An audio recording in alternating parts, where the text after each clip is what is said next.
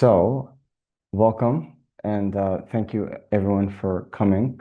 And yeah, good morning, good evening, good afternoon, wherever you might be in the world.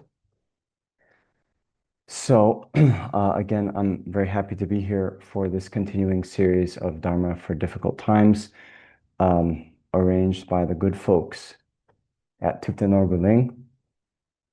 So, thank you to Shela and all the other people who are involved in the teachings and all of you who are now attending. So let us jump right in. First, we always adjust our motivation, thinking that the purpose of my life is to benefit all sentient beings. And in order to benefit sentient beings in the best way, I must first achieve the state of enlightenment, the full development of all of my inner qualities, as well as the complete abandonment of all faults of the mind. Because then and only then will I have the skills, qualities, knowledge to benefit sentient beings in the best way. And therefore, in order to do that, in order that I can learn about the various methods to develop my mind, I'm going to now listen to this Dharma teaching. Okay.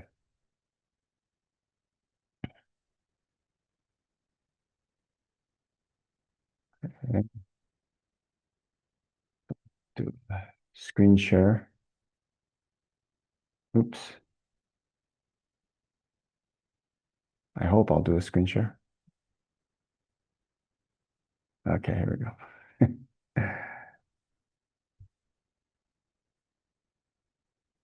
All right.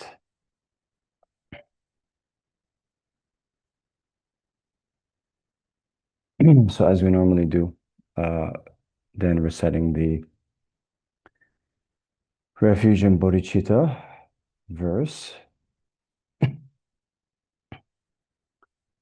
I take refuge until I'm enlightened in the Buddhadharma and Supreme Assembly. By my collections of listening to the Dharma, may I become a Buddha to benefit transmigratory beings. I take refuge until I'm enlightened in the Buddhadharma and Supreme Assembly. By my collections of listening to the Dharma, may I become a Buddha to benefit transmigratory beings. I take refuge until I'm enlightened in the Buddhadharma and Supreme Assembly. By my collections of listening to the Dharma, may I become a Buddha to benefit transmigratory beings. Okay. All right. So now, just a quick review of what we had covered in the first three sessions. So in the first three sessions, we sort of set the overall context of Dharma. And well, now we're going to go on to um, application of the Dharma to some of the contemporary situations that we find ourselves in the world. So first, just to review again, we had talked about the the Dharma in the context of uh, the Lamrim, and then in the Lamrim we have the Kebu Sum, the three types of person. Each have three different goals for their practice, and therefore they have different methods to attain it. So we talked about the person of small or initial capacity. They wish for a good rebirth in the next life, and they achieve that goal by abandoning non-virtue, which is the cause of rebirth in lower realms.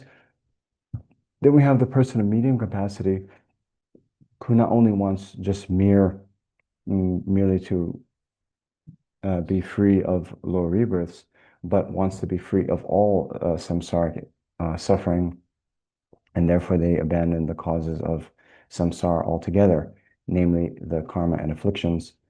And then the person of great capacity doesn't just want liberation for themselves, but wants the full enlightenment for the benefit of all sentient beings. And they do this through generating this mind of bodhicitta, this altruistic aspiration to achieve enlightenment for the benefit of all sentient beings.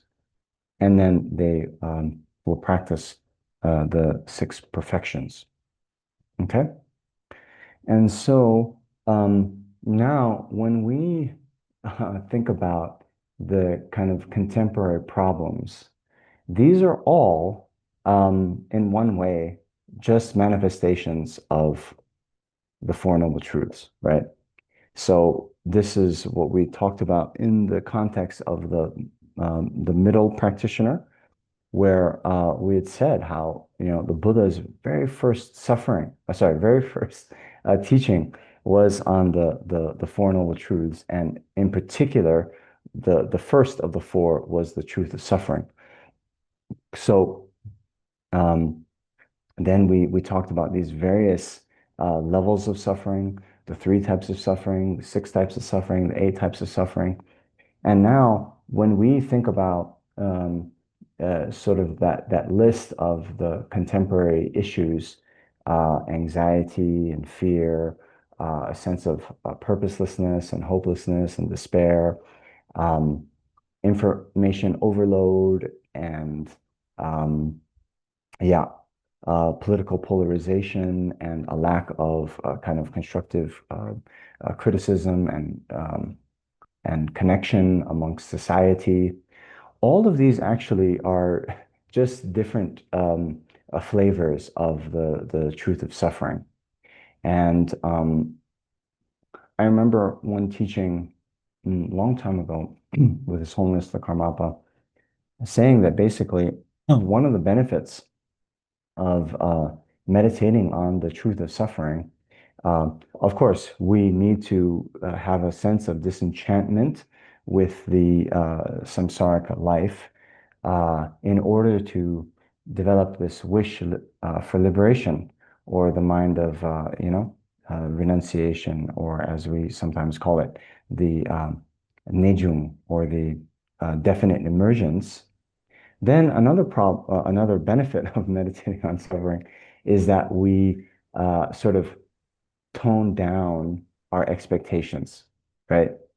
And then when we encounter suffering, we'll be like, oh yes, this is the suffering of meeting with what I don't want, or this is the suffering of being separated from what I do want.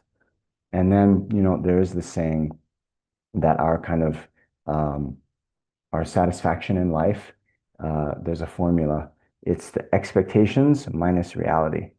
So in general, it sounds a bit not nice, but the lower expectations we have, then the happier we can be. So that is another benefit of the meditating on suffering. Sorry, I've been sick for the past couple of days.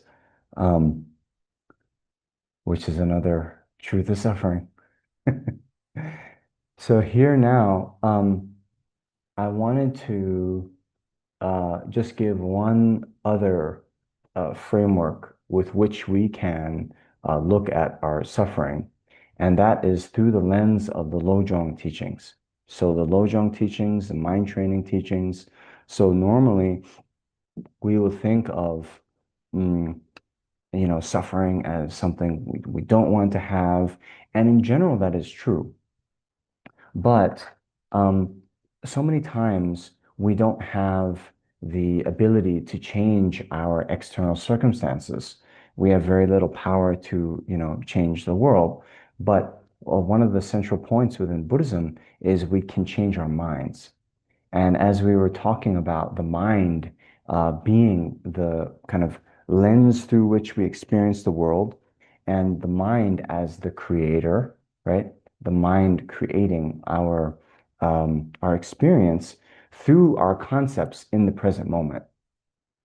So then this whole genre of teachings, the Lojong, so mind training teachings, is in essence a way to transform the way we think about our current experience, so that it doesn't lead to, despair and more mental suffering, But instead, there's this thought that we can transform everything, even adverse conditions, into the path. So I wanted to talk a little bit about the Lojong teachings. So first, we have the source of the Lojong teachings within Shantideva, who says that furthermore, right, the good qualities of suffering are that you, one, dispel ignorance with disenchantment, two, develop compassion for the beings of cyclic existence, three, carefully avoid sin or negativities, and four, delight in virtue, right? So uh, here, dispelling arrogance with disenchantment, this is, I'm not saying any of you engage in this, but here we have Nagarjuna who kind of goes on with this, right?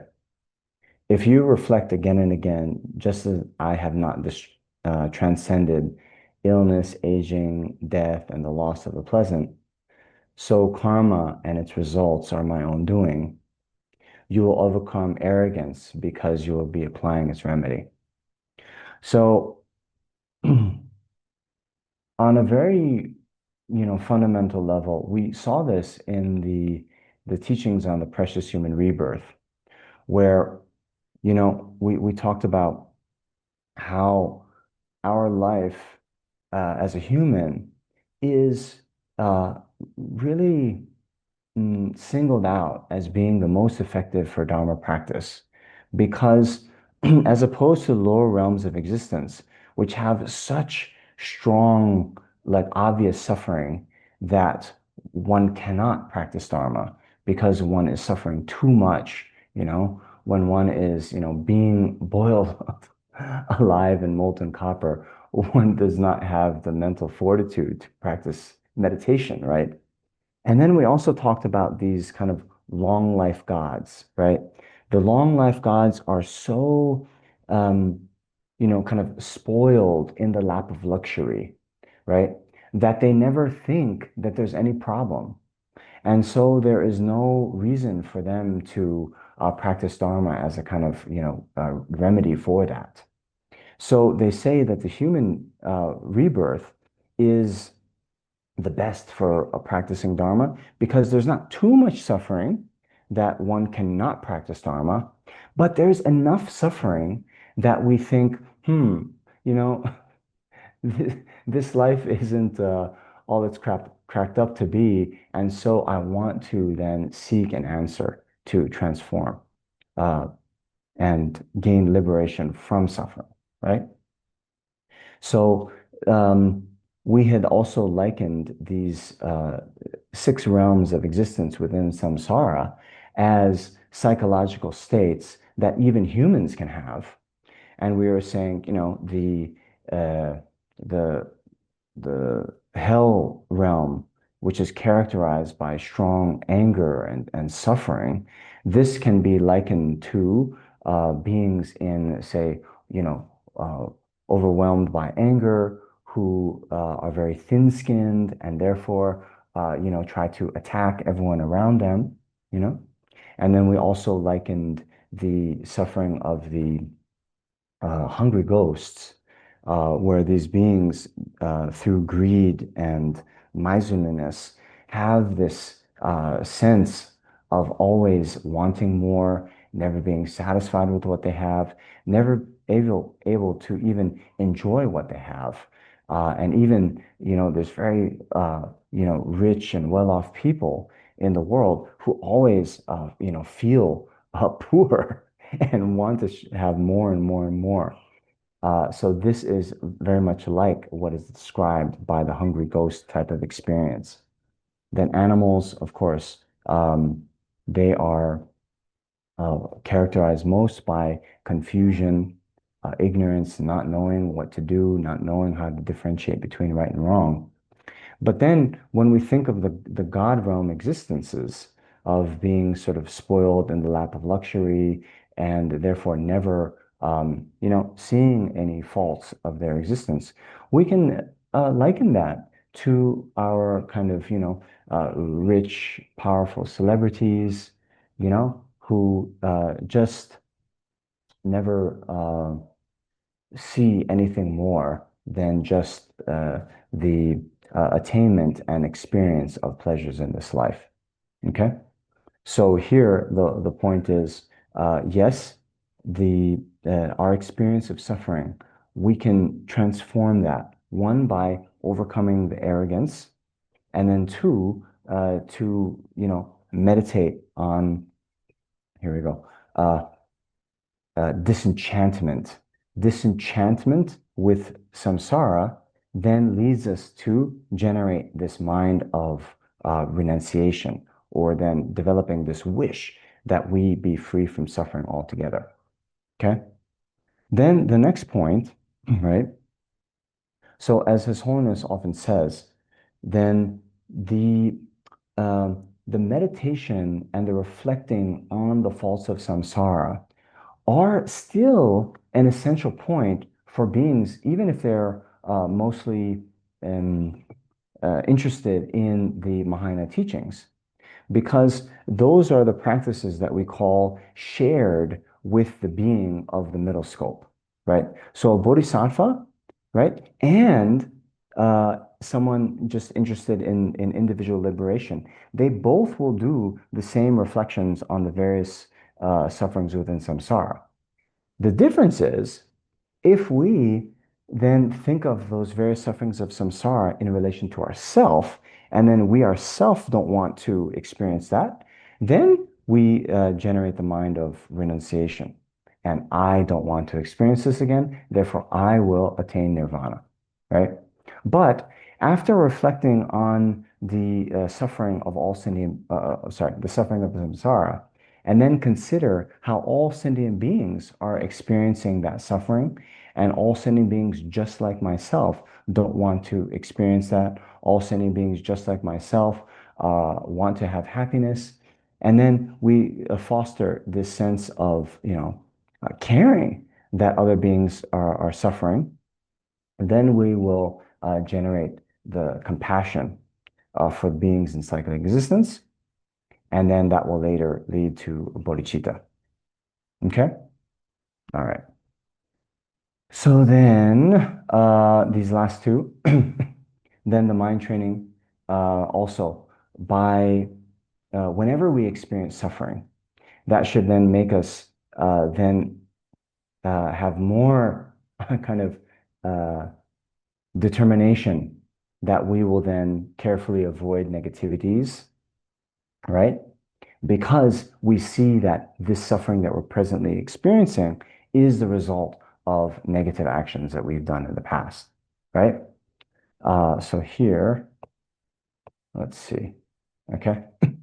These are two very nice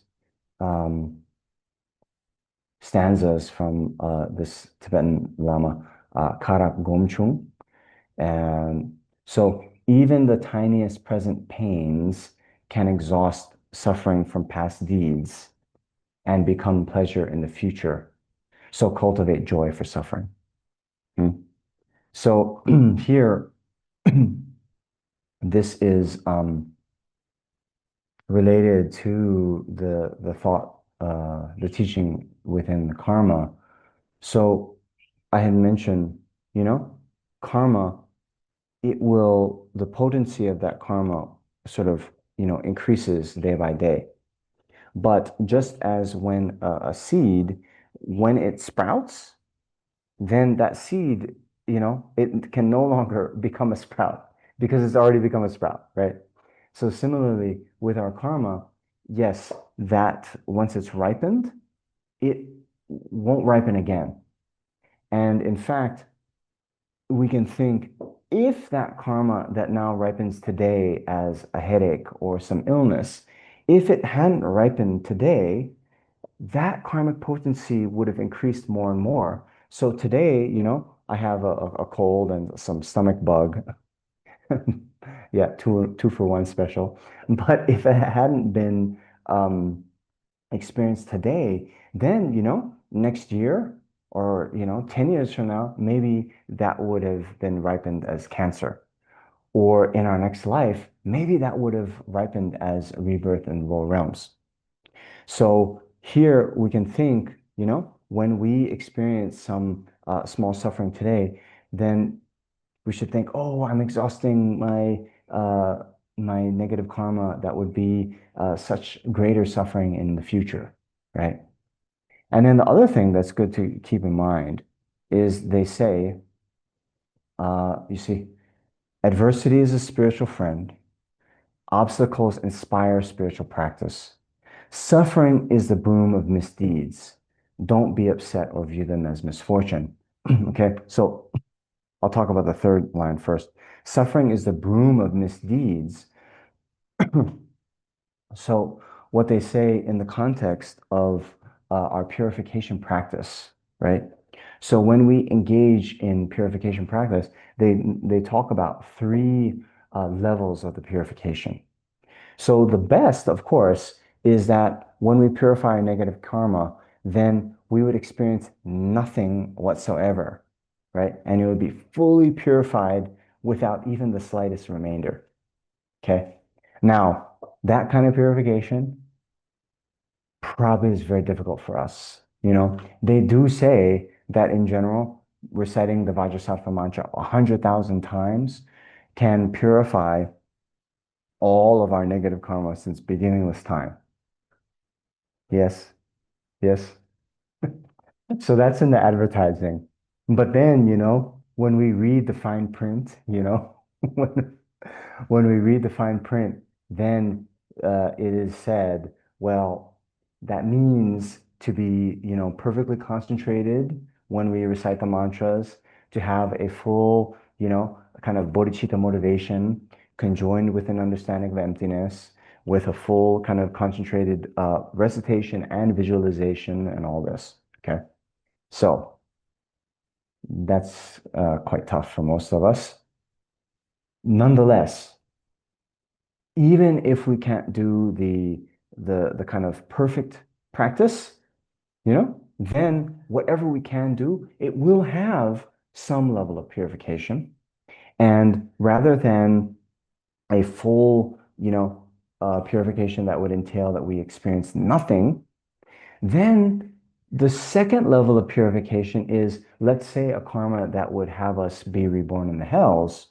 We would then experience it in this lifetime as, let's say, an illness, or maybe even just a bad dream, or someone criticizing us. So it even says in the Vajrakata Sutra. Some of you might be familiar with that, the Diamond Cutter Sutra. It says that, the um, the bodhisattvas who engage in the practice of the perfection of wisdom, right? In this lifetime, they will be harshly criticized and rebuked. But at that time, they should not be discouraged because they should see this as the purification of all their negative karma from the past, and then take it as a sign that they will quickly, achieve the perfection of wisdom. Hmm? So, yes. Can we try like that? Okay.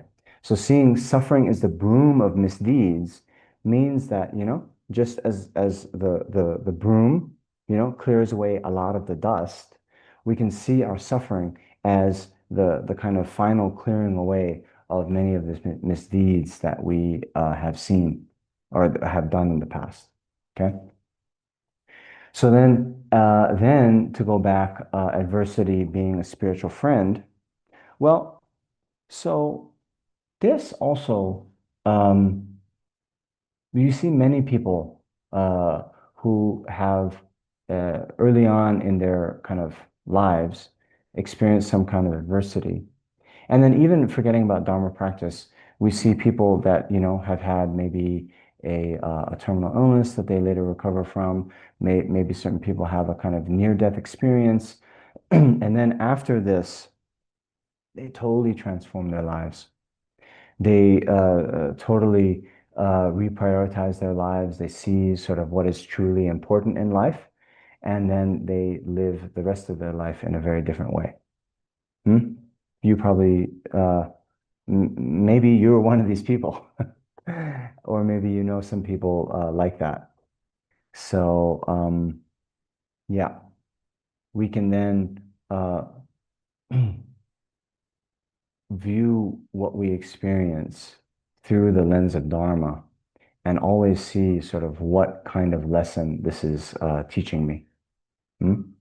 And then we get the benefit from it, right? Then the next point about obstacles inspiring spiritual practice. Yes, this is what Shantideva was saying.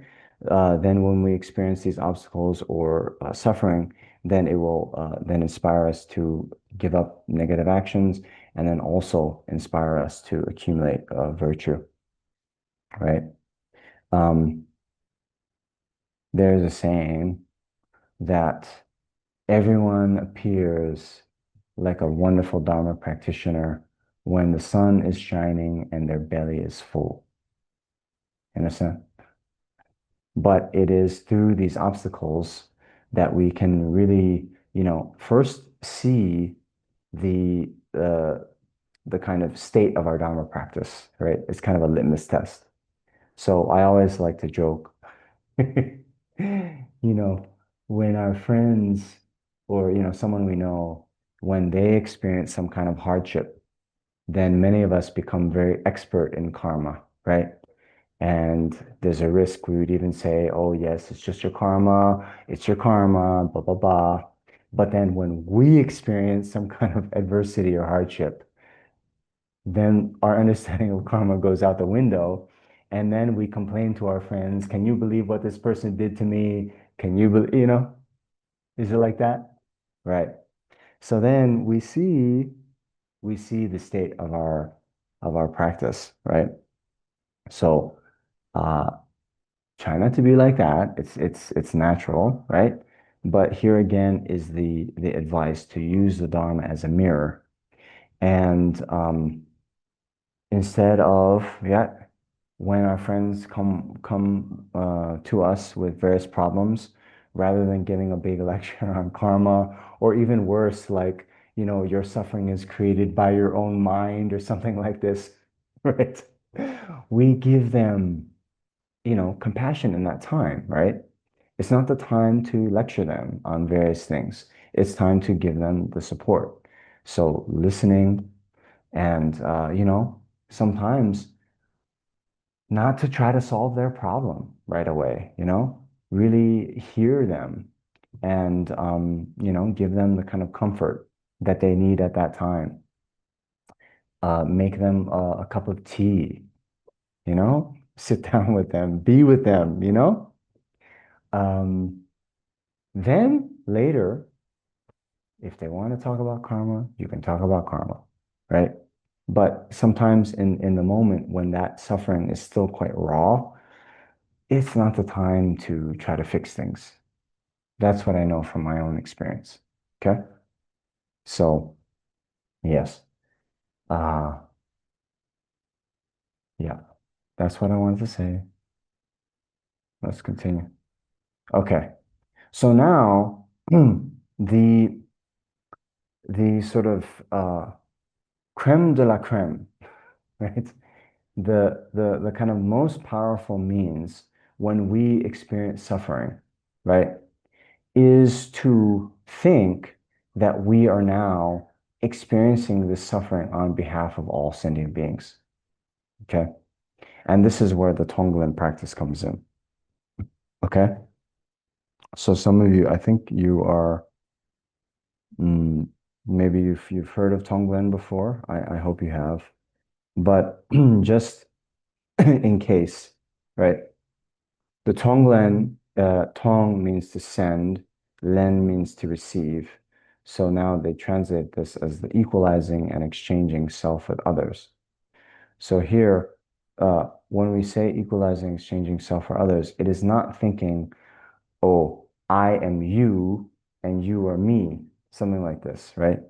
But rather to equalize and then exchange our level of concern with ourselves, with our level of concern for others, right? So now, I think I mentioned, if we're totally honest, then the amount of kind of concern and cherishing we have for ourselves is so high, so high. We are so self-centered. Uh, Basically, yeah, most of our thoughts, maybe, I don't know, you choose a number. 95? 95% of our energy, of our resources, of our activities are just going to benefiting ourselves. Yes, you think, huh? Okay. Maybe Then higher. maybe higher. Okay, I'm trying to be optimistic here. Let's say 95, okay? And then, maybe we have a little bit of concern for those close ones, you know, friends, family, maybe our romantic partner. Um, and even that can be tinged with self-cherishing too. And then the vast, vast, vast, vast majority of sentient beings we don't even think about, you know? I was thinking about this the other day, like how, just as a kind of litmus test for me. I thought, wow, today I haven't thought about anyone in Africa, you know? I haven't thought about anyone in Africa. So, yeah, there's hundreds of millions of people, starving all over the world. There's hundreds of millions of people in war-torn countries experiencing such abject suffering. And yeah, we barely give a second thought to them. Now, later we're going to go into information overload because we don't want to go then to the second extreme, which is then, we get so overwhelmed by other suffering. But for now, let's just take this on first. This as an antidote to our excessive self-cherishing, you know? Um, okay.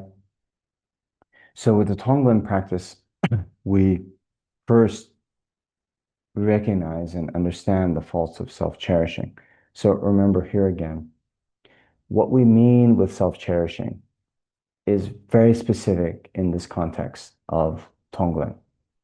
In general, to cherish means to, regard as, important, right? So on one level, you should cherish yourself, means you are a sentient being. And when we say, may all sentient beings are happy, yes, you are included in that, okay? But what we're talking about is this excessive preoccupation with the self, where we are, the center of the universe. And yeah, this excessive self-centered, selfish attitude. That one has many faults, right? So we had talked about this in the context of the development of bodhicitta. And I think we mentioned this stanza by Shantideva. What need is there for many words? The childish beings work only for their own aims, while the Buddhas work only for the aims of others and look at the difference between the two, right? So it's a bit ironic or maybe paradoxical, but the self-cherishing mind that wishes only for our own happiness, that has been our driving strategy since beginningless time, right?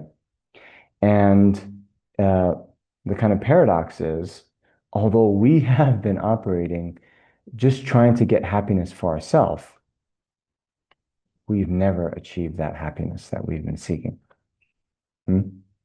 Whereas uh,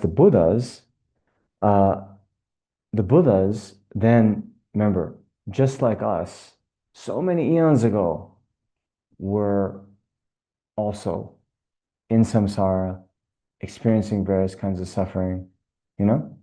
Then the difference is at one time, the Buddha, all the Buddhas, then switched from mainly working for one's own aims, one's own benefit, to cherishing others and working for them. And that then enabled them to achieve, of course, the best kind of benefit for others, but also the best benefit for themselves, you know? Okay. So we then, in this, as a prelude to the actual Tonglen practice, we then reflect on how actually all of our suffering that we've ever experienced has been the result of the self-cherishing mind.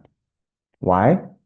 Because it is through the self-cherishing that we then commit negative actions, right? Because we, cherish ourselves more than, say, our, partners, then we'll cheat on them, right? Because we cherish ourselves more than others, we will, steal from them. We will cheat them in our, business dealings, right? Because we, cherish ourselves more than, let's say, the mosquito that is buzzing, then we'll easily, kill, um, like that. So then thinking how, Shantideva mentions how the self-cherishing mind is like the great demon that is our true enemy, right? So Shantideva says, now that I recognize you, the self-cherishing mind, as being the actual, demon that has caused me so much harm, I must never allow myself to become under your control again. Hmm? And then benefits of cherishing others, then seeing that all of our own virtue, all the other virtue in the world, as Shantideva says, all of the joy that exists in the world comes from the mind wishing others to be happy, right? So here, any kind of material enjoyments that we have comes from practicing generosity. And that generosity was, done by a mind that cherishes someone else, someone in need. Mm? Then the fact that we have a good rebirth has come from then uh, ethical discipline, refraining from harming others, you know? So that also is underpinned by this thought, hmm, maybe this other person, doesn't want to hear nasty words. And then we refrain from harming them, right? So in ways big and small, then all of the goodness that we now enjoy has come from cherishing others, right? And then on a more ultimate level, then we receive so much benefit from our gurus, from the Buddhas, from the Dharma, right? And so even our gurus, even the Buddhas, that has been born from cherishing others, right? So as Chandrakirti um, uh, says in his verses of homage in the supplement to the Middle Way, the Majjhimika Avatara, so he says that uh, the hearers, the solitary realizers, are born from the Buddhas. The Buddhas are born from bodhisattvas, and bodhisattvas are born from compassion. Therefore, at the beginning of his text, he pays homage to compassion. Okay? So, what does this mean? The hearers means the arhats, yeah? And the pratyeka Buddhas, the solitary realizers. How do they achieve that state of personal liberation? Well, they are born from Buddhas, mean they receive teachings from the Buddhas, and then they're able to attain uh, nirvana. Okay? Then the Buddhas, in turn, are born from bodhisattvas. So means first one, is a bodhisattva, and then one becomes the Buddha, right? Okay. But the bodhisattva then is born from great compassion. Okay. So all of these, higher beings, these Arya beings, then have come from compassion. And so that's why Chandrakirti praises compassion, pays homage to compassion at the beginning of his text. Okay? So then, after meditating and reflecting on the faults of the faults of self-cherishing, the benefits of cherishing others, then we do the actual equalizing, exchanging self for others with this meditation of Tonglen. So here, um, just to review, you would normally visualize all sentient beings, although you can also start with just say three, right? You choose a friend, enemy, and stranger, right? You first loosen those labels by reflecting how all three of them just equally wish for happiness and want to avoid suffering. Okay. And then you reflect on the faults of self-cherishing, the benefits of cherishing others. And then you think, like Shantideva said, I must never allow myself to come under the control of the self-cherishing mind again. And instead, I'm only going to cherish others. And therefore, seeing how others are infinite and we are just one, then we say, I must then uh, take away the suffering of others because that is sort of more important than my own suffering. And then we will imagine that you breathe in the suffering of sentient beings. As you breathe in, you'll then, visualize their suffering in the form of smoke in their chest cavity. And as you breathe in, you imagine it leaves them and you breathe it in through your right nostril. And then at your heart, you envision like a black ball, the self-cherishing mind. And then the self-cherishing mind gets totally obliterated. Okay. So first we do this taking away the sentient being suffering. Okay. Then next we have the giving. So here we imagine that we give away our merit, our possession, everything that sentient beings would, use and enjoy and be useful to them. So then in the form of white light, we exhale and we give our body, our possession, our merits, everything they need all the way to, lead them to enlightenment. We breathe out and give that to them. And then we continue to do this for some time, and then at the end, we should think we have totally liberated all sentient beings and they're now completely enlightened. And we then remain in that kind of awareness and we generate great joy thinking, now I have enlightened all sentient beings. How wonderful it is that sentient beings have been liberated and enlightened. And we rest in that.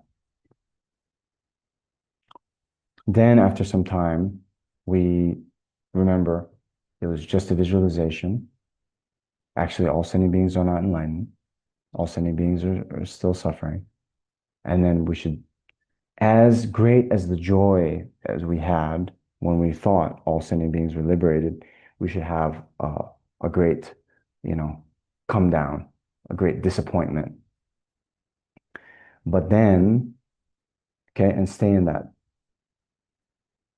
Then after a little bit of time, then we remember, oh, but if I am able to achieve enlightenment, then I will be able to do as I visualize and lead sentient beings out of suffering to the state of liberation and enlightenment. And therefore, you set as your goal that enlightenment. And that is the mind of bodhicitta. Okay? So now, on a very practical level, as we go through life, then whenever we experience some negativity, okay, when we experience an illness, we should think, okay, may I now experience, the illness of all beings, And through my experiencing this illness, may all sentient beings be free of illness. You know, when we experience even, some minor suffering, right? Like we're hungry, right? Oh, may I experience this hunger for all sentient beings. May all sentient beings be free of hunger. Hmm? So any kind of situation we find ourselves in when we are suffering, then we can think, may all beings be free from this kind of suffering. Hmm? Then we can be, in some sense, practicing, Tonglen, great compassion all the time. Hmm? Then, there is another flip side of this. Then when we experience something good, we can also uh, have a sense of rejoicing and then also making an aspiration, We eat a delicious meal. Oh, wow. Okay, first the rejoicing that even this joy of eating the nice meal now is a ripening effect of your previous good karma. We rejoice. Wow, I'm so happy I was able to, create the merit, create the cause for this happiness. And now may all beings be able to enjoy, such meals, right? Something like this. Okay. So, whether a good or bad, this is what the one verse in the Guru Puja. No matter what I may experience, good or bad, may I use these as a cause for developing the two kinds of bodhicitta, and thus always remain with a joyful mind. Okay. So the two bodhicittas, the conventional bodhicitta, right, is the mind wishing to achieve enlightenment for the benefit of all sentient beings. So then, whatever I experience, good or bad, then we use that to generate the two bodhicittas, either by thinking we're now taking away the suffering, or by, if we have something good, then we wish that goodness on others, developing kind of, loving kindness towards others. Now, the second kind of bodhicitta, ultimate bodhicitta, then this is relating it to the meditation on emptiness, right? So here, uh, yeah, we can also then, um, when we are experiencing something uh, bad, we can also, how do we meditate on the emptiness of that? Well, the kind of king of reasonings for emptiness is dependent arising, right? So we can think, oh, yes, even the suffering is empty of inherent existence because it's a dependent arising. It is arising due to causes and conditions, right? Or, we can also think it's a dependent arising because, it's merely by my mind, right? Merely by my mind.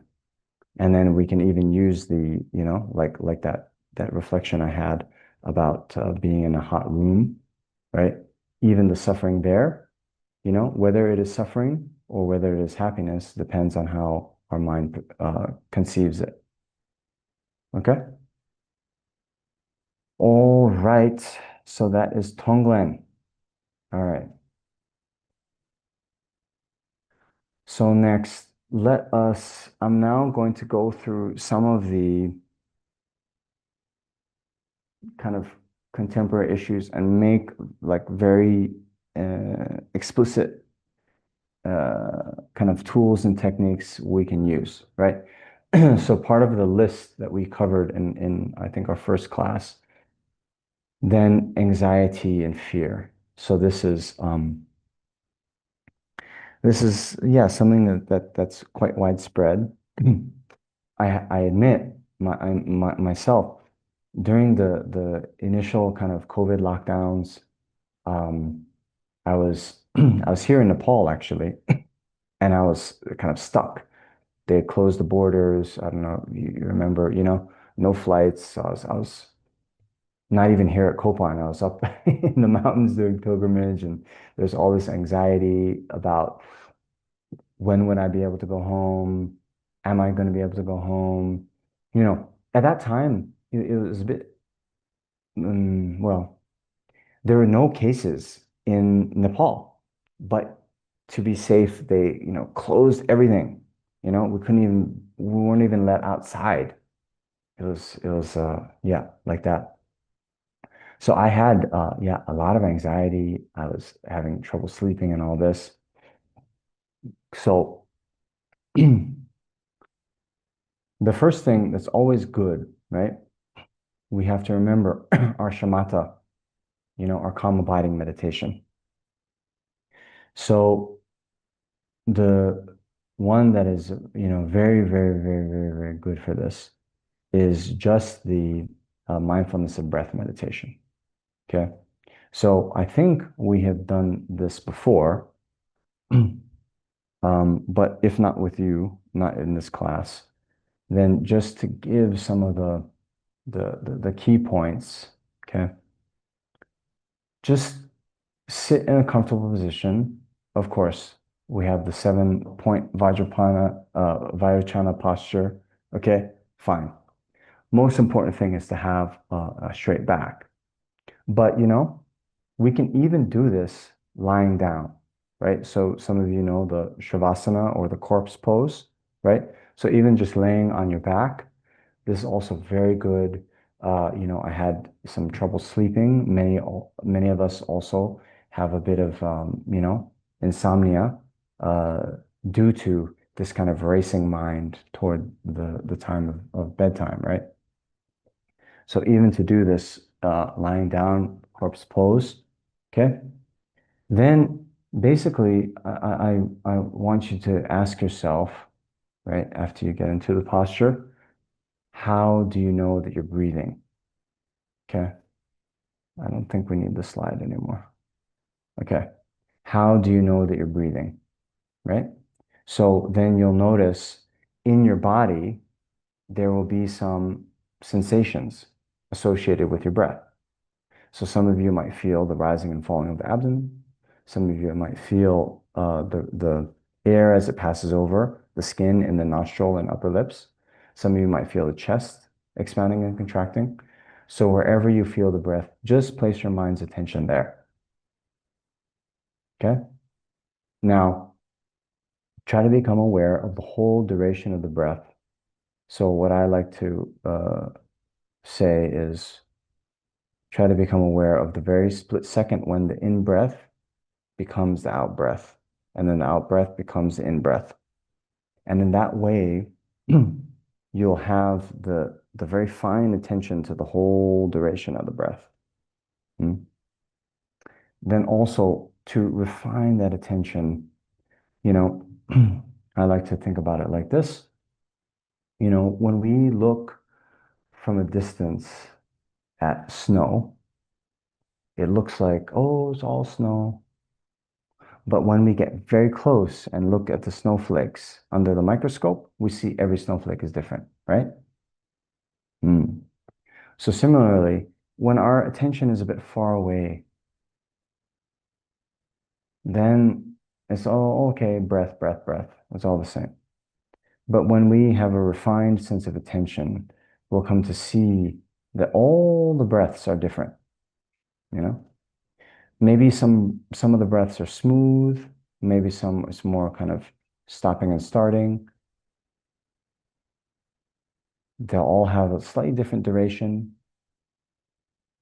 So here in this meditation, it's important to keep in mind we're not trying to have a long breath or a short breath, but we're just trying to be aware of the breath as it is.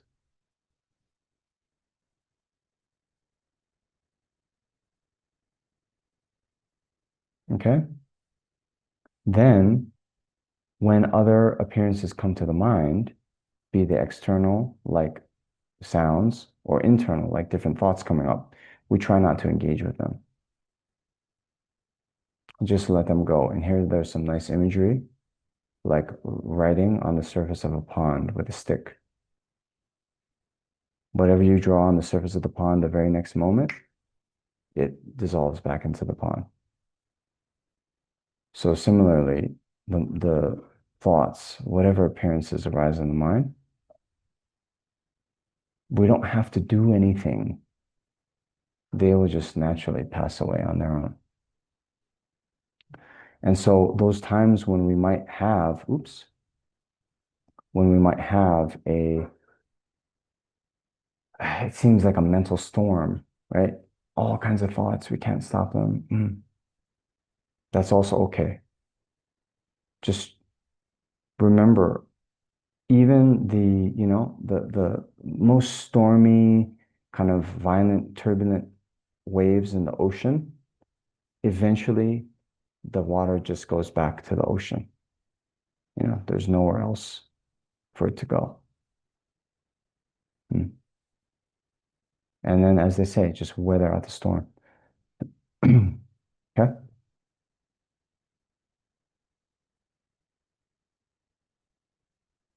All right. So then, although that is the, oops, oops,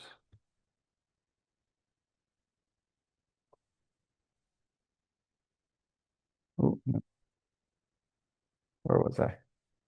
Okay, here we go. Then we're talking about the shamatha. And then on top of this, I think it's very good to maybe at the beginning of a shamatha session to do some intentional deep breathing exercises. So these are similar to pranayama, which some of you might be familiar with. But one protocol that I employ a lot, um, it's called the physiological sigh. I actually got this from Dr. Andrew Huberman. You might know his podcast.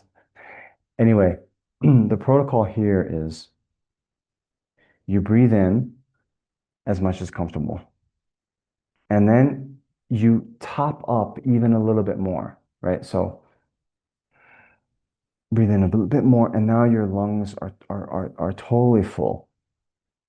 And then your rib cage is also a bit more expanded than normal. And then you breathe out through pursed lips, like this, like you're blowing out of a straw.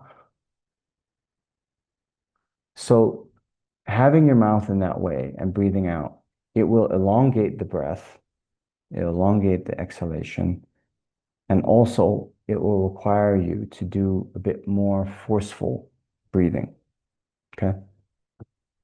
So you can try that for 4 rounds, right? And then do the natural breath. Go back to the natural breath. Now, you can also just do this as a standalone exercise throughout your day. It's actually what's going on a physiological level is okay, we have the sympathetic nervous system, yeah, and this is associated with the fight or flight mode, okay? So we notice when we are kind of scared or shocked, we'll do this. We breathe in and then we hold the breath, right? So that then gets us ready to, run away or, fight the tiger or something, right? This is part of our evolution. Now, the parasympathetic nervous system is the opposite of that.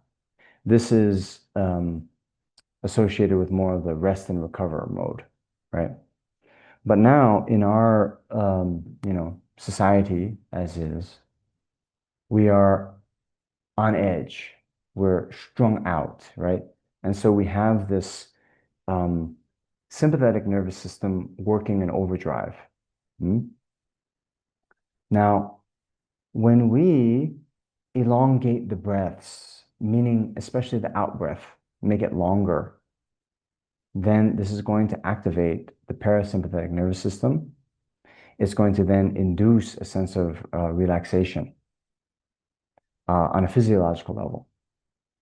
And in part, what is happening is as we um, have the out breath be longer, actually, in the short term, the amount of CO2 in the blood goes up. But this then induces some physiological changes that then actually helps us take in more oxygen, right? So this also helps the relaxation response. Okay. So you can do that throughout the day. You can do that at the sort of beginning of a normal shamatha practice. And then there are other intentional deep breathing sort of exercises that are good as well. I like this one because it's a relatively easy protocol, but you'll also hear and read about the so-called box breathing. So it's called a box because you'll then have kind of four stages, right? You have an inhalation, holding, exhalation, holding, right? So you can experiment with, say, 4 counts inhaling, 4 counts holding the breath, 4 counts exhaling, 4 counts holding on the empty lungs, right? So you can try these. There's also another one that I had a lot of success with. It's called resonant coherent breathing. Resonant coherent breathing. And this is then basically making sure that your in breath and out breath are the same duration. So I actually found some kind of YouTube videos about this where it plays a tone of like 5.5 seconds, you know? So it'd be like 5.5 seconds, one kind of tone, and then the next 5.5 seconds, another kind of tone. And then you kind of synchronize your breathing so that the in breath and out breath match these tones, and then the in breath and out breath will be the same duration. Most of the time, we have very shallow breath, right? Shallow breathing, and especially our exhalation is very shallow. So any one of these, or you might know other ones from pranayama practice, even the alternate nostril breathing, um, the 9 round breathing. And then it uses a similar type protocol where you breathe in one nostril for, say, 4 seconds. You'll hold it for 4 seconds, and then you switch nostril and you breathe out the other one for 8 seconds. So here it's a 4-4-8. Any one of these intentional breathing exercises you can experiment with. Um, I have found them to be hugely useful, and so I hope you will as well. Okay, so that is some of the like practical kind of meditative or breathing tools we can use. But then there's also ways we can think about, the mind transformation to help with anxiety. So then there's this quotation from Shantideva. If there's something that can be done about it, why worry? If there's nothing that can be done about it, why worry? Right?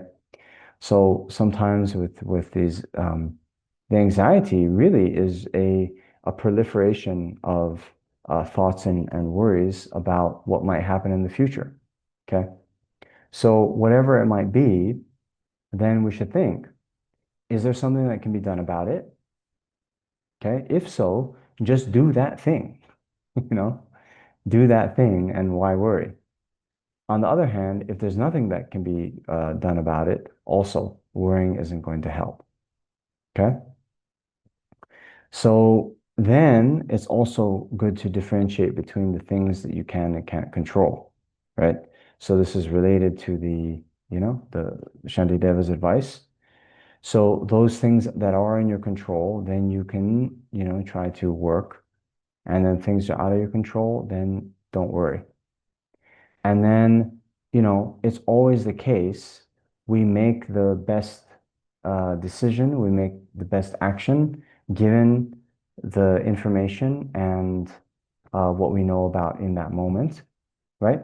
But then if things change, if we get new information, then we can then respond effectively sometime in the future, right? And then another thing that I found useful is becoming comfortable with the so-called worst case, right? So, yeah, I just recently, this week, one of my friends, Okay, one of my friends is driving cross country. They're in the US and they're driving. They're moving from Bay Area, right, California, and they're moving to New York. So they're driving. And then uh, they're actually, okay, they're putting too much on their plate, but they're attending a retreat in Colorado, okay? And the retreat starts on the 27th. Okay, so it's the 25th now. So I think last night I got a message from them and they're in North Dakota. Okay. So, you know, they got to get to New York. They have their flight in 2 days, right? So then they're saying, oh, but what if I don't make my flight? What if my car breaks down? What if this? What if that? I said, okay, well, if your car breaks down, okay, your car breaks down. And then maybe you'll have to fly out of, I don't know, Pittsburgh or Dayton or wherever you might be. Okay. So just becoming comfortable. If that worst case, your car breaks down, then you'll have to make different choices, but it'll be okay. You might have to then, lose your ticket that's out of LaGuardia and instead buy a new ticket. Okay, that might be $500. Okay, let's deal with it then. You understand? So rather than all this fear, oh my gosh, and then then you're driving and then the car makes some funny noise and you're like, oh my gosh, I'm gonna run out of gas or I'm gonna break down. Okay, just become comfortable. It'll be okay. You know, it'll be okay. Now, those things that are in your control, this is nice, right? Then, you know, try to make sure you have a full tank. Uh, make sure your cell phone has enough battery so that if you do run out of gas, you can call for help. All these things, try to control. But at the end of the day, this is samsara. We can't control everything. So sometimes then, yeah, we'll just have to be in not the first kind of expected scenario, but hey, that can be okay too. All right. So that's what I wanted to say about anxiety and fear. Now, next, despair and hopelessness. So this also can happen, does happen, and especially, well, it can be of two ways. One is it can be a manifestation of the self-centered attitude, actually. When there's too much thinking about my problems, my suffering, right? Then we just lose all hope. Hmm? So here, this actually, thinking my problems, my suffering, that can be a manifestation of the self-centered attitude. And so then our compassion practice, focusing on other suffering, can be very helpful for that, right? And to think, well, think about what others are going through, you know? And as we said, with the Tonglen practice, when we are sick, think, wow, there must be so many others who are experiencing this kind of illness or worse, right? So instead of just wanting then my suffering to be, dissipated, then think, may I experience this suffering so all beings can be free from suffering, right? Then, actually, I'll talk about the last point, engaging in community service. This, in the last, few years of Rinpoche's life, Lamzo Rinpoche's life in this world, he was very fond of telling this about this study in the UK. They had all these, depression patients, and they then did all kinds of various treatments, and they studied, giving the medicine, exercise, therapy, all these different protocols. And they then kind of assessed how effective they were in overcoming suffering, depression. And they found actually number one was then the people engaging in community service. Mm. And so Rinpoche had a hypothesis that even merely engaging and helping in others, and oftentimes when we do community service, we'll be in working with people who are less fortunate than us, then even that can be really helpful for us because we then see with our own eyes someone less fortunate than us, and then that can sort of lessen the grip that my problems are so big, my problems are the worst in the world. Okay. Then this third point of not overlooking small wins. So this then is kind of related um, when we look at the sheer scale of some of the problems facing the world, right? Um, the environmental crisis, yeah, made worse by the fact that yeah, certain world leaders seem like they're in love with fossil fuels, right? Um, so then when we look at, the climate crisis, when we look at, these huge wars going on, when we look at, systematic, oppression and suppression in, some of our, political system, social system, economic system, we can feel that we can't change these. And that can also lead to a sense of despair and hopelessness. So then, I'm always encouraged by one of my favorite stories about the starfish. Yeah, have you heard? So there's someone, um, okay, they're at the beach and the tide has gone out. And on the sand are, thousands of starfish. And the sun is coming up, and then the starfish, it's hot, so they're going to die. So this person starts, um, throwing starfish back into the ocean. Then someone else comes and says, "Hey, what are you doing? What are you doing?" And he says, "Oh, I'm saving the starfish." And the person says, "Oh, look, look how many thousand there are. You're never going to be able to save them all. So what you're doing isn't going to make a difference." And then, he picks up one and says, "It makes a difference to this one," and then throws. You see? So although we might not be able to, change the whole problem, solve the whole problem that we see in the world, nonetheless, our individual actions do matter. And those beings that we, come into contact with on a day-to-day basis, it matters to them. So, we might not be able to stop the war, say, but we can help a refugee that we might meet. We might not be able to, address the, systematic oppression that we see in the world, but we can, support a business from someone in these historically oppressed communities, for example, right?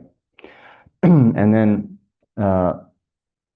with the, environment, okay, we cannot, stop climate change just ourselves, but the choices we make on a day-to-day level, using public transport, uh, walking when we can, or riding our bike, choosing, to use the, energy efficient appliances and so forth does make a big difference. And then also don't overlook the fact that we are, social animals. So yeah, there's one very interesting study that was done. So there were two people, and the kind of the context of the study, they were told that they were doing some kind of questionnaire, right? But that was just a front, right? So they have two people in a room, and one of them is in on the experiment. Okay. So they both were told they're doing this questionnaire. And then the person who gives out the questionnaire, they go to the next room, and then they make a sound like they've fallen down. And so they like, ah, they make some sound. Now, the second person who's in on the experiment was told not to get up to help. Okay. So when they were told not to get up and help, the other person was like amazingly like 87% also wouldn't get up, you know? But when this person was told to get up, then the other person like 87% of the time got up. You understand? So we're social animals and we take the cues from what other people are doing. You understand? So I I um I like to think of myself as an environmentalist, you know, and uh, growing up in Hawaii, I always had a very fond appreciation for the ocean, right? And so, man, I'll tell you, in India, some of the beaches is so much litter on the beaches. It is incredible. Now, a lot of that the pollution actually isn't from people littering on the beach, but what happens is people litter, it goes into the streams, and then those streams and rivers go out to the ocean, and then that litter gets washed up on the shore. Okay. Anyway, what I then like to do whenever I go to a beach is pick up litter. Okay. So I remember when I was in Vietnam once, I went to the beach. And then, as I do, I'm picking up litter. Then I was so encouraged by this. 15 minutes kind of later, there were some young Vietnamese people, locals, a little bit down the shore. And then 15 minutes later, I saw them and they started picking up litter, you know? Mm. So it's like that too. People take social cues, and I think, you know, they could tell I wasn't Vietnamese, and maybe it went through their mind like, oh, here's this foreigner, this tourist who's taking better care of like my land than I am, and that might then have an effect, right? So think about this. You can create your own little ripple effect in your own communities, um, and then that can start, a positive kind of chain reaction. Mm. Okay. So next, hello. Okay. Now, next, the burnout and overwhelm. Okay. This is another issue that many of us face. And so here, the burnout happens a lot in, situations where we are, overworked, and especially in the kind of care giving professions like nurses, even Dharma teachers, where we think, right? Ah, okay, bodhicitta, I got to work for all sentient beings, And then it's very hard to say no, right? So here we need to learn, okay, there in the Eightfold Noble Path, there's right effort, right? And so one of the things is to understand that right effort then is toward the right goals, right? Meaning, um, we hopefully through also our meditation on impermanence and death, right? This should then help prioritize our life so that we sort of drop off some of those more unimportant activities, right? And this can create time for our Dharma practice, right? But then there's this thought of sort of letting go of the attachment to the results, right? So we do our part, we do our work, but oftentimes we then can't control the outcome, right? We don't know if, even if we make the best sales pitch, for example, we don't know if we'll make the sale, right? Um, Even when we try our best to, I don't know, in my own life, right? When I give an intro course, then, you know, some people will connect with the Dharma, some people won't. And sort of no matter what you would do, you can't please everyone, right? So kind of doing your best, but then not being so worried of, well, will everyone like it? Will I get the sale? You know, forgetting about that success. Okay. Then in the six perfections, we have this joyful effort.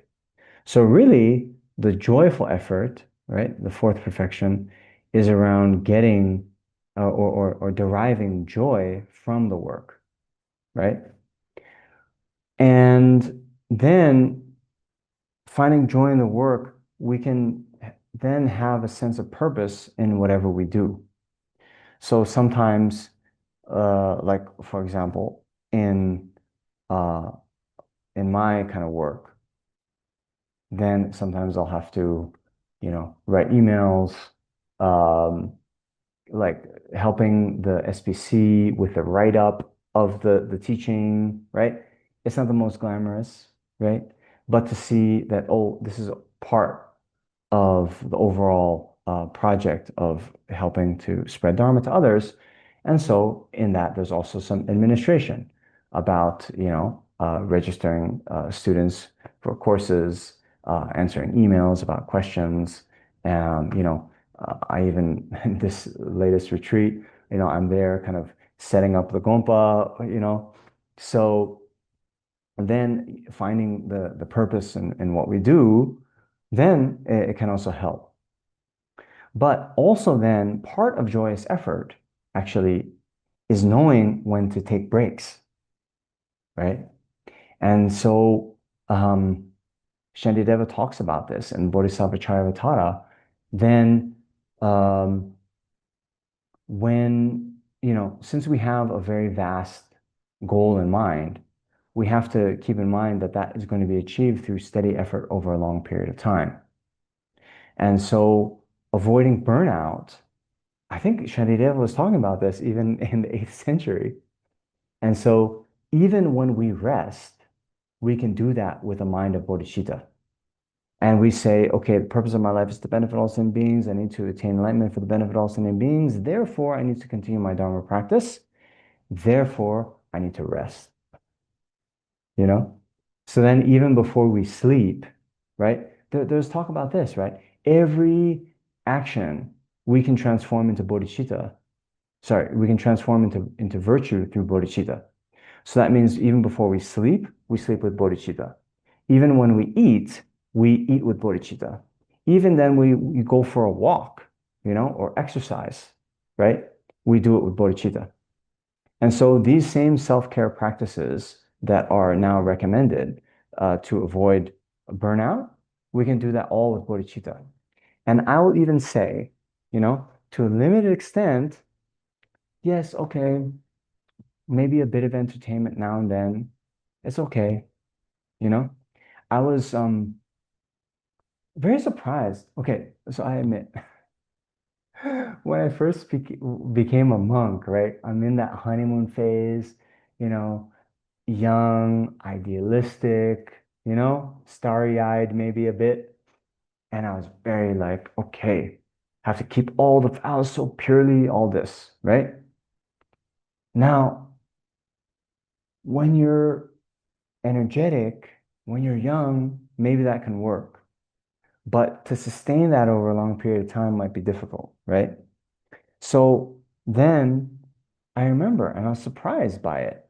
One of my, the senior monk in the house, he said that his guru, who is the abbot of Sera, actually at that time, former abbot, had told him explicitly, hey, if you need to relax, because the study program is so, difficult and time consuming, if from time to time you need to relax, he gave him permission.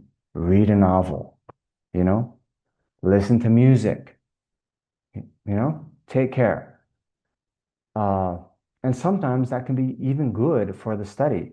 It's not the most effective just to like keep cramming, cramming, cramming, you know, to take a break from the study and not engage with the material. It can actually help with the memory, you know. Those memories are simulated during sleep, right? So then knowing when to take a break, knowing even when to relax and, whether it is maybe watching something, maybe it's better to watch with friends, right? Or have some kind of social activities. We need to have this as part of an overall kind of balanced and healthy life. So, ooh, time is up. Let me just do one more. Oh no, that's it. That's what I have. Okay. Perfect timing. Wow. So that's what I wanted to say. We have one more session, and I am going to speak about a few more things. So a lot of it was regarding like our own, mm, like our inner battles that we're facing, you know. Then in next week, I'm going to continue more about some more tips about engaging with the world, right? So we might have time for a question. Yes, Sarah. Hi, thank you so much. It was wonderful. It was my first time attending this group. It was wonderful. Thank you so much. I have a question. I'm new in spirituality, maybe for the last 5, 6 years. I've been trying to travel as much as I can to the east, to live in Himalaya, in Rishikesh, but I still haven't had the answer to my one question. Is there any way, when we are aware of the karma that we did sometimes even in the past lives, now if we are aware that that thing was not right, uh, is there any way that we consciously can just remove it? Is there any way to not suffer? Uh, so, Sarah, not only do I have an answer to your question that has been plaguing you for 5 or 6 years, but I have a good answer for you. Okay? And the answer is yes. The Okay, answer is yes. good. We can purify our previously, committed and accumulated negative actions. Okay? Now, how do we do that? There is this practice, what's called the four opponent powers. Okay? Now, the four opponent powers, we can think of it is easy to remember four R's. Four R's. Okay? So we have regret, and this is the most important. This is to think about those things that we've done to harm others or ourselves in the past, and then to not guilt, right? So it's not, oh, I'm such a bad person for doing it, but rather understanding the negative actions as being harmful, and then not wanting to uh, engage in that harm again, and also not wanting to experience some kind of suffering that would be a result of harming others. Okay? All right. So then the second one is refuge. Now, in the Buddhist context, refuge is taking refuge in the three jewels. But what that really means is, so normally when we talk about refuge here, it's monsoon in Nepal. And when it starts to rain, we don't want to experience getting wet. So we then see a building, it looks like it has a nice roof, and so we go inside, right? So that building becomes a refuge for us, right? So now here, we don't want to experience suffering. So we ask, what can protect us? What is going to protect us from suffering? Well, the real thing that's going to protect us from suffering in the future is abstaining from negative actions and doing positive ones.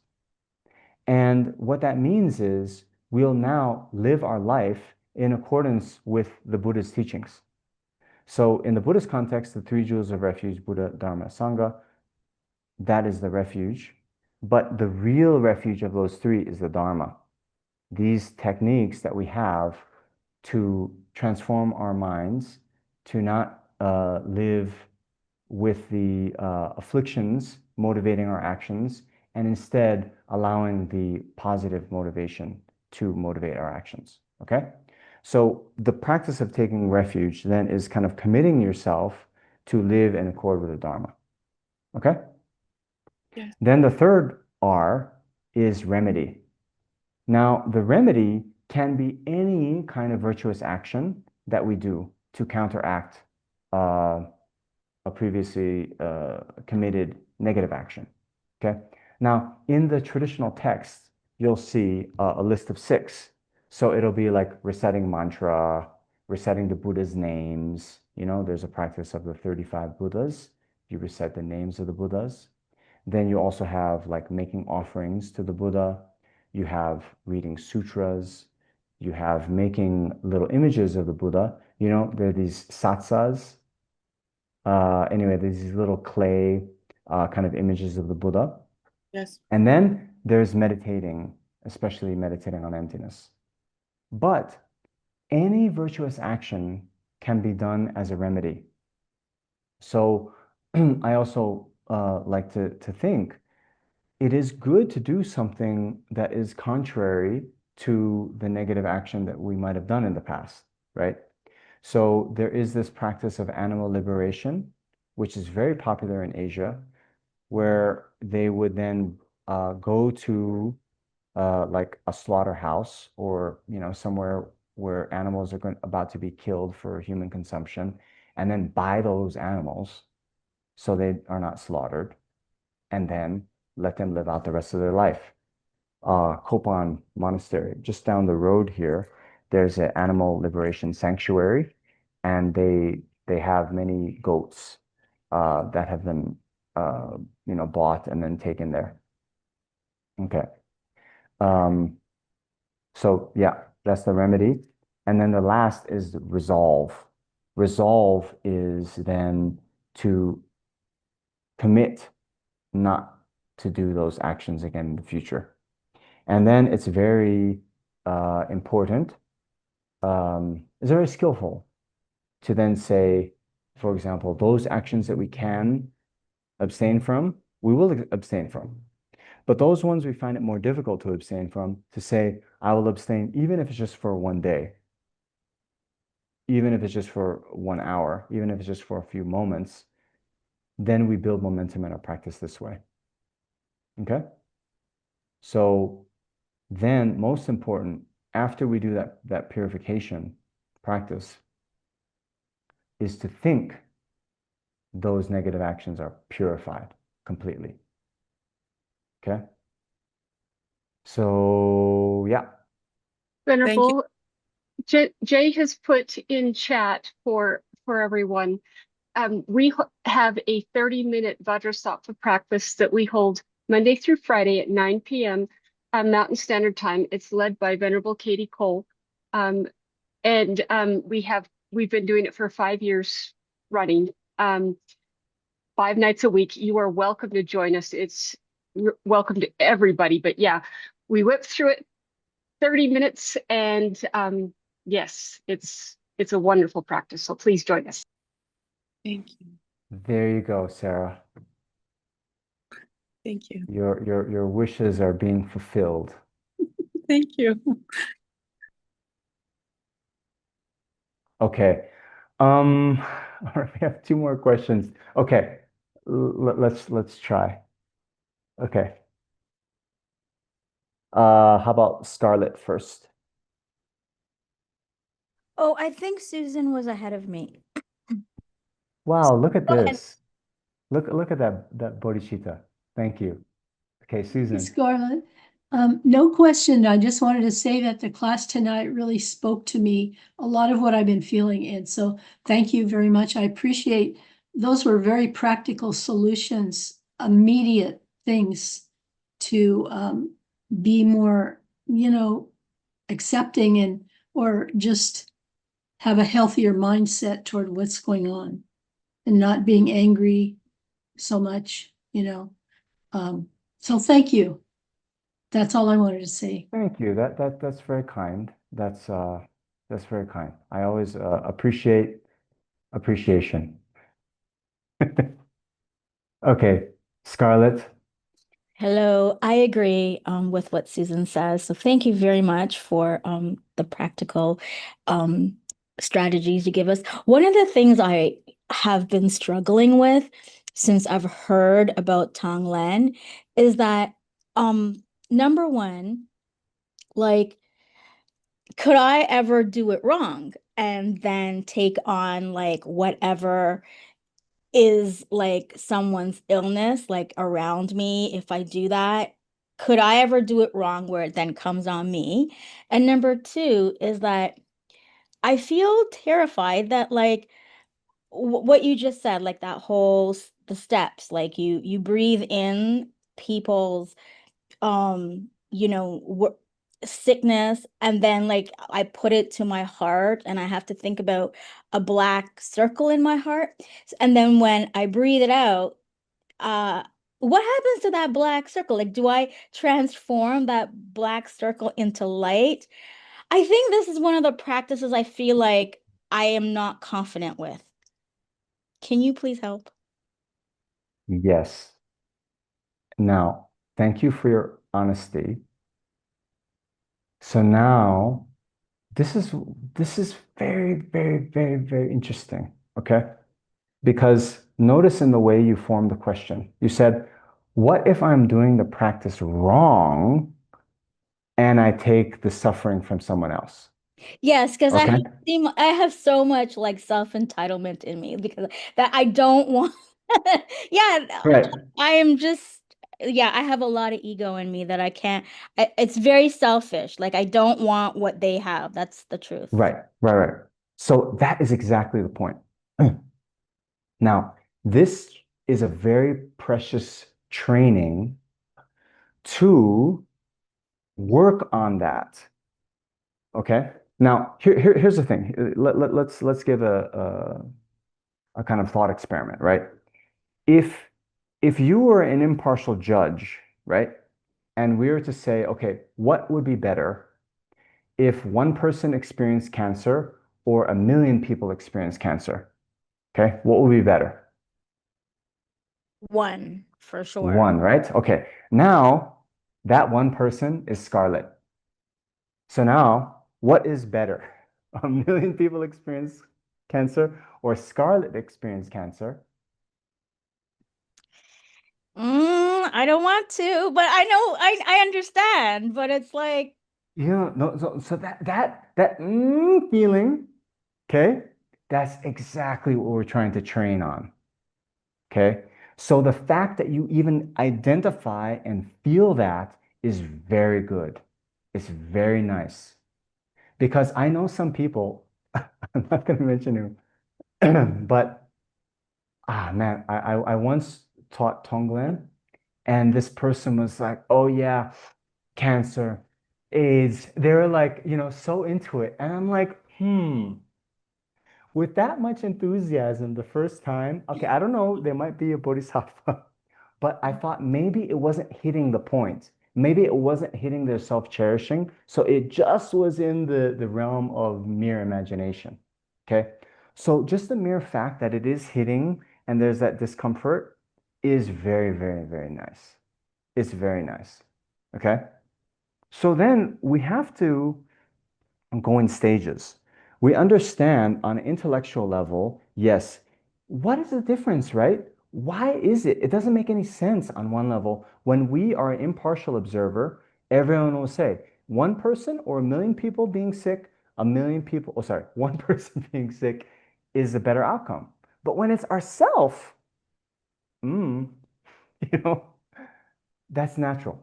That's where we're starting from. And that is a symptom of the self-cherishing mind. Okay? So how we will start to transform this attitude, okay? Then they say start by taking from yourself. Means you can imagine, let's say, the suffering you'll experience 20 years from now. Can you imagine taking that on yourself and then freeing your future self from suffering? Try. Yes. Yes. Try, Easy. try. Yeah, and so we do that sometimes, right? When we save for our retirement, right? We are foregoing current consumption. Sorry, I used to work in finance. We are foregoing current consumption for like our future well-being, right? Or when we, run in the morning, okay? We get up early, we run. We're experiencing some current discomfort, maybe we sweat, but it's like, okay, I'm going to be healthy. Yes? Yeah. Okay, now we do that with ourself, our future self. Then maybe we can do that in relation to a loved one. Okay? Father, right? And we do this. When you go serve, your father, you help them, you're experiencing a bit of discomfort, right? You'd Yeah. rather be, doing For something else, sure. maybe, but you do that out of compassion, right? Mhm. And then gradually build up, build up. Okay. Now, your second question, what do we do with that self-cherishing mind? We envision it like a black ball, but then the self-cherishing mind obliterates it. It shatters into a million pieces. So you also have to think in the context of that meditation, now my self-cherishing mind has been destroyed. And it's light, and I'm giving that So light to everybody. so then the light isn't the self-cherishing mind. The light is your virtue. That's your giving, right? So you take on the suffering, it destroys self-cherishing. Okay, that is in a million pieces, and then just from your heart you emanate that light and give that to others. Now you can be more specific and then think that your merit then goes out as light, but then let's say you think about all the hungry people in the world, it then goes out as veggie burgers and french fries, you know or something more healthy, I don't know, uh, healthy and tasty. You know what I mean, right? Yeah. Well, thank you. Okay. Yeah. Thank you. Okay. Thank you. Thank you. Anna, I saw your hand and then, okay, now it's back. Hi, Yes, back. Hi, I don't know if you can hear me actually. I can hear Can you? you. Okay, great. Yes. Hello, everyone from the Kora around Kailash. I just wanted to send you some blessings from this amazing place. And I just wanted to say thank you to Venerable Namjong for this amazing topic that was super relevant today because it's Oh, pure suffering the whole day. So I okay. wouldn't be able to make it this morning. So thank you. So did you hear? Anna now is doing a circumambulation of Mount Kailash in Tibet. You're at over 16,000 feet, I think, right? Yeah, sorry. She More deals than in meters. 5,000 meters. Yeah, yeah. So it's more than 16,000 feet. It's the holiest mountain. It's amazing. And also amazing that you're able to just come in on this call. Thank you to Zoom and your VPN company. So thank you. All the best. We rejoice. She's helping a whole group of people go around Kailash. And yeah, thank you very much. So thank you to everyone. We have one more session on this topic. So we'll see you all next week. Let's just do a quick dedication of the merit. So due to the merit we've accumulated in our time here today, may all beings, vast as the vastness of space, quickly be freed of all their sufferings of body and mind and attain the state of complete enlightenment as quickly as possible. Okay. Best of luck to you, Anna, and all the others on there's countless beings doing Kora right now, so I know it's a lot of physical hardship. So good luck with that. Then everyone else, I wish you the best in this upcoming week. Try to be happy and try to be loving and kind to everyone you meet. Okay. See you next time. Thank you. Good Thank night. you. Bye-bye.